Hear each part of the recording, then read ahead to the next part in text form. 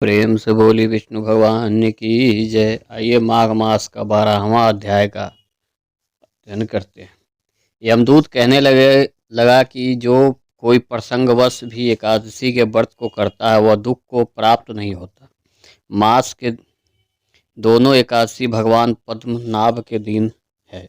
जब तक मनुष्य इस दिनों में व्रत नहीं करता उसके शरीर में पाप बने रहते हैं। हजारों अश्वमेघ सैकड़ों वाजपेयी यज्ञ एकादशी व्रत की 16वीं कला के बराबर भी नहीं होती। एकादशी के दिन व्रत करने से 11 इंद्रियों से किए सब पाप नष्ट हो जाते हैं। गंगा, गाया, काशी, पुष्कर, कुरुक्षेत्र, यमुना, चंद्रभागा कोई भी एकादशी के तुल्य नहीं है।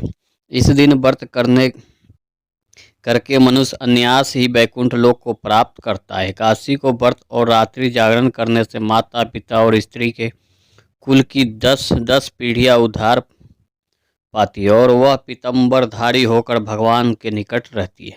बाल, युवा और वृद्धा सब तथा पापी भी व्रत करने से नरक में नहीं जाते। यमदूत कहता है कि हे वैश्य, मैं सूक्ष्म में तुमसे नरक के बचने का धर्म कहता हूँ। मन, कर्म और वचन से प्रमाणी पत्र का द्रोह न करना, इंद्रियों को बस में रखना, दान देना, भगवान की सेवा करना, नियम पूर्वक वर्णाश्रम धर्म का पालन करना, इन कर्मों के करने से मनुष्य नरक से बचा रहता है। स्वर्ग प्राप्त करने की इच्छा से मनुष्य गरीब भी हो तो भी जूता, छतरी, अन्न, धन, जल कुछ न कुछ दान देता रहे।